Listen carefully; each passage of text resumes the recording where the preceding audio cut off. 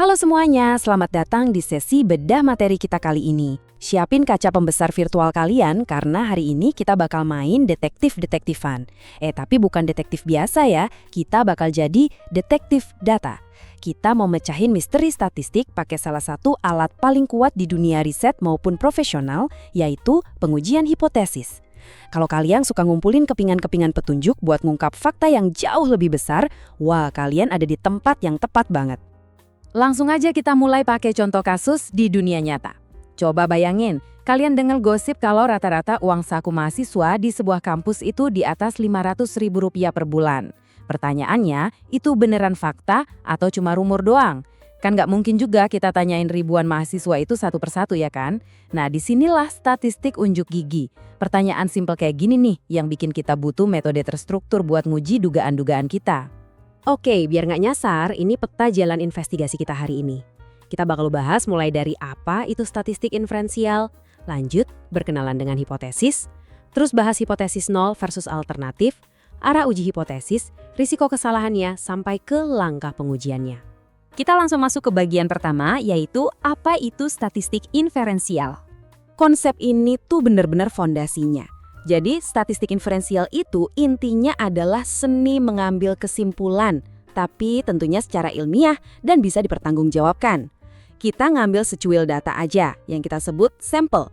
Terus kita pakai data kecil itu buat nebak gambaran besarnya, alias populasi. Tapi yang namanya nebak, pasti ada aja kan peluang buat meleset. Makanya kita pakai yang namanya nilai signifikansi atau alfa sebagai batas toleransi kesalahan kita.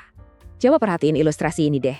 Kelihatan banget kan, di satu sisi kita punya sekelompok kecil orang yang mewakili sampel kita, terus di sisi lain ada kerumunan besar populasinya. Kita ekstrak tuh informasi dari kelompok yang kecil, terus kita proyeksikan hasilnya ke seluruh kerumunan yang besar tadi. Ya, persis kayak kerjaan detektif data tadi, nemuin pola makro cuma dari petunjuk-petunjuk mikro. Di keluarga statistik inferensial ini, kita punya dua cabang utama, atau anggap aja dua kotak perkakas yang beda. Pertama, statistik parametris. Ini alat beratnya nih, dipakai buat data yang ukurannya jelas banget kayak interval dan rasio, dan biasanya berasumsi kalau datanya itu nyebar secara normal. Nah, kalau yang kedua, ada statistik non-parametris. Ini lebih fleksibel, jadi cocok banget kalau data kita bentuknya kategori, peringkat, atau bentuknya acak-acakan, alias nggak berdistribusi normal. Di dalam kotak perkakas kita tadi, yang parametrik tuh isinya alat-alat kayak t-test, ANOVA, atau korelasi. Tapi kalau misalnya data kalian butuh pendekatan non-parametrik, kalian bakal pakai alat kayak binomial, chi-square, atau man-Whitney. Nggak usah dihafal semua sekarang kok. Yang penting kalian familiar dulu sama nama-namanya, biar nanti nggak bingung mau pakai alat yang mana pas ketemu karakteristik data tertentu. Lanjut ke bagian 2, kita kenalan sama yang namanya hipotesis. Hipotesis itu apa sih sebenarnya? Ingat, hipotesis itu bukan fakta mutlak ya. Dia ini tebakan cerdas, terdidik, dan pastinya logis tentang apa yang lagi terjadi di populasi sana. Kata kuncinya di sini adalah sementara. Sebagai detektif data yang objektif, kita nggak boleh tuh baper atau terlalu melekat sama tebakan kita sendiri. Kita harus siap kalau nanti data ternyata ngebuktiin dugaan kita itu benar, atau malah sebaliknya, salah total. Biar lebih kebayang, coba kita lihat contoh dari artikel Universitas Ciputra ini ya. Terdapat hubungan antara motivasi belajar dan prestasi siswa. Nah, ini contoh klasik banget dari yang namanya hipotesis penelitian. Bahasanya kan masih manusiawi banget nih, masih sangat deskriptif. Ini bakal jadi titik awal dari rasa penasaran kita, sebelum nanti kita ubah bentuknya jadi bahasa pengujian yang lebih kaku. Masuk ke bagian 3, ini dia pertarungan abad ini. Hipotesis nol versus hipotesis alternatif. Kalau di pengadilan statistik, kita tuh selalu pakai asas praduga tak bersalah. Hipotesis nol, atau biasa kita sebut H0, ini adalah status quo-nya. Dia posisinya super netral. Nggak ada efek, nggak ada perbedaan, pokoknya nggak ada hubungan apa-apa. Nah, lawannya si hipotesis alternatif, atau HA, adalah gagasan penantang yang pengen banget kita buktikan. Dua hal ini nggak mungkin benar di waktu yang sama, dan salah satu dari mereka pasti kejadian. Ujung-ujungnya, bukti dari data kita lah yang bakal jadi hakim penentunya. Kita lihat prakteknya yuk. Anggaplah kita lagi ngebandingin nilai siswa. Si H0 dengan santainya bakal bilang, hasil belajar IPA nggak ada bedanya tuh sama IPS, titik. Sama aja semuanya.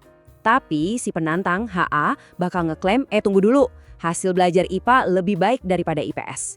Nah, tugas pengujian statistik kita adalah ngumpulin bukti yang cukup kuat supaya kita bisa menolak pernyataan netral dari H0 tadi. Di bagian 4 ini, kita bakal bahas arah uji hipotesis. Kalau dari awal kita nggak tahu nih bedanya bakal ke arah mana, kita pakai yang namanya uji dua arah. Kita cuma nanya, A sama B ini beda nggak sih?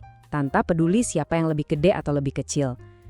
Tapi beda cerita kalau kita udah punya insting atau teori pendukung sebelumnya. Misalnya, kita yakin banget program bimbingan belajar itu pasti naikin nilai, bukan nurunin. Kalau gitu, kita pakai uji satu arah.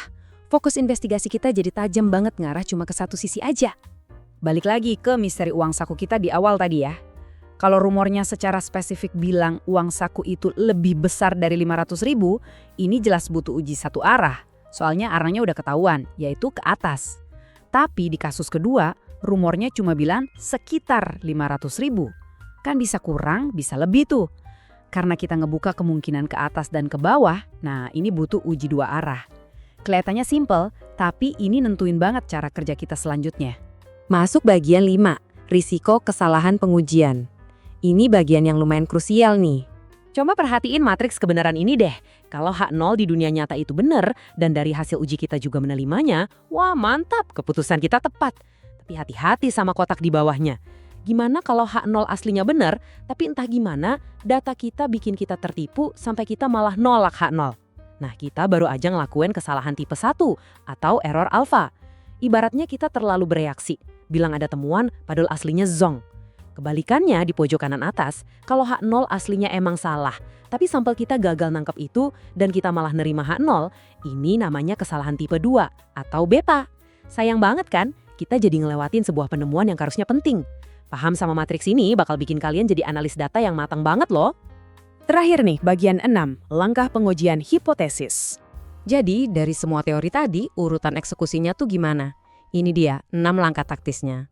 Langkah A, tulis dulu H0 dan HA kalian sejelas-jelasnya. Langkah B, cek datanya, apa distribusinya normal dan variasinya homogen. Langkah C, dari karakteristik data itu pilih senjata kalian, entah itu t-test, ANOVA, atau yang lainnya. Langkah D, tentukan ambang batas kritisnya alias statistik tabel, berdasarkan tingkat kepercayaan yang dipakai. Langkah E, hitung deh matematikanya buat dapat statistik hitung. Dan terakhir, langkah F, bandingin hasil hitungan tadi sama ambang batas buat ngambil keputusan akhir. Apakah kalian bakal nolak atau malah nerima H0? Selesai deh, 6 langkah pasti menuju kebenaran berbasis data. Nah, itu dia seluk-beluknya. Kita udah bareng-bareng ngebongkar gimana statistik inferensial bikin kita bisa jadi detektif handal yang bisa ngelihat gambaran nyata populasi cuma dari kepingan sampel kecil. Mulai dari paham apa itu hipotesis, nentuin arah uji, sampai ngerti celah risiko kesalahannya. Sekarang, kalian udah punya bekal buat ngambil keputusan pakai bukti, bukan cuma modal tebak-tebakan doang. Jadi, saya mau ninggalin satu pertanyaan nih buat kalian. Kira-kira, dugaan atau rumor apa di sekitar kalian yang paling gatel pengen kalian uji pakai data? Terima kasih ya udah ikut mecahin misteri statistik ini bareng saya, dan sampai ketemu lagi di pembahasan seru berikutnya.